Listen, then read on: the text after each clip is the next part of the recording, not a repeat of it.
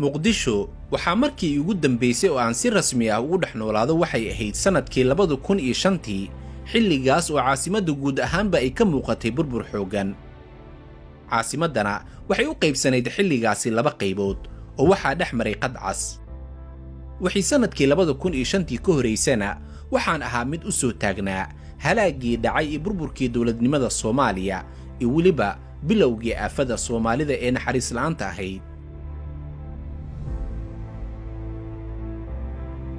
muddo ku dhow 15 sano kadib waxaan go'aansaday inaan aado magaaladii aan ku dhashay kuna soo barbaaray ee magaalada Muqdisho ah.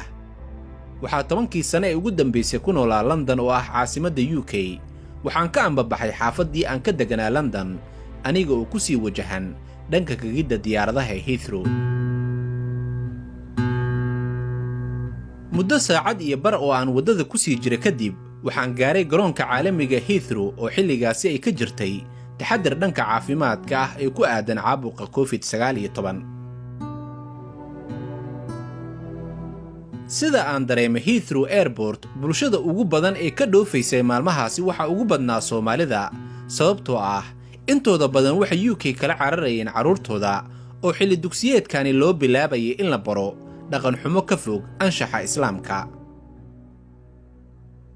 muddo saacado kooban kadib waxaan garoonka caalamiga Heathrow ka raacay diyaarad ay leedahay shirkadda Ethiopian Airlines.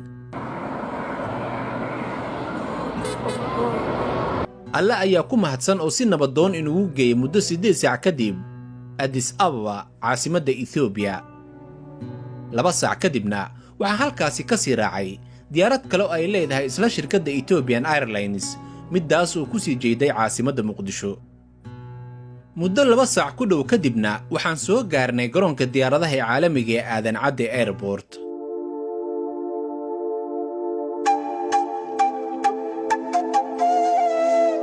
run ahaantii garoonka waxaa ka muuqata banaankiisa hore isbeddel aad u weyn, dhismo qurux badan oo muraayado ka samaysan.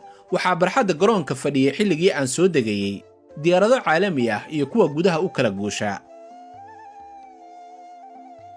runtii wakhtigii ugu dambaysay wuxuu garoonka ama terminaalka ahaa mid burbursan oo dhulka la siman.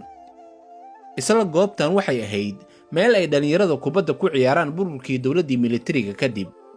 aniga shakhsiyan waxaan ka mid ahaa dhallinyaradaasi kubadda ku ciyaari jirtay halkan. ayraboorka Aadan Cadde isbeddel weyn ayaa lagu sameeyey xagga maamulka iyo maarayntaba. xilligii aan gudaha u soo galay garoonka wuxuu ila muuqday mid aad u mashquul badan.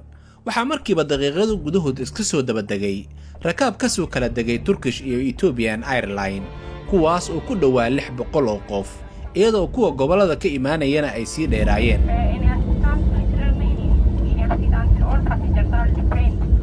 markaan ka soo dhammaaday airbortka waxaan isha la raacay isbeddelka ku dhacay magaalada.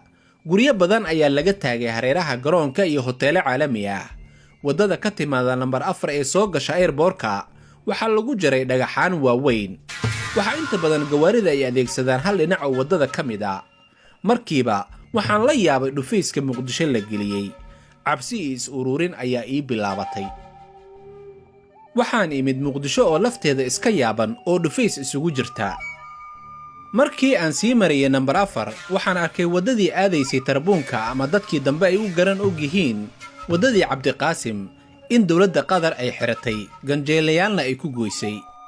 cajiib, Qatar oo dhufayska Muqdisho gees kaga jirta jibaalkeedana uu u go'an yahay. 4 jiho waxaa isdhaafaya mooto bajaaj ay kaxaynayaan dhallinyaro aad u daayar. waxay waddada ka marayaan halkii ay doonaan. ciidamada taraafikada ah ee gawaarida kala hagtana waxaad ku arkaysaa waddada dhankeeda kale. haddana bajaajta iyo gawaarida kale dhankii ay doonaan ayay waddada ka marayaan.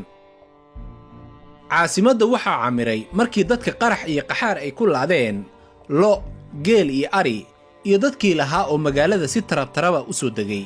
meel weliba lo iyo ari ayaa kugu leh, maxaad inaga qaadi kartaa? tol iyo qaraabo ayaan leenahay.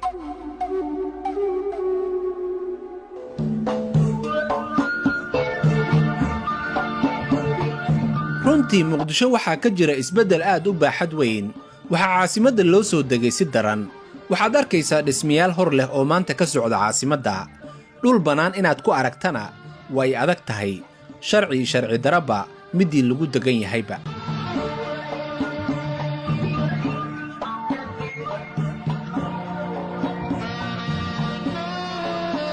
dhalinyaradu waxay xiiseynayeen maalmaha shaqada laga nasto inay maalinjoog iyo hawo wanaagsan ku soo qaataan xeebaha, goobaha doogga cagaaran uu ka baxo, iyo hoteelada.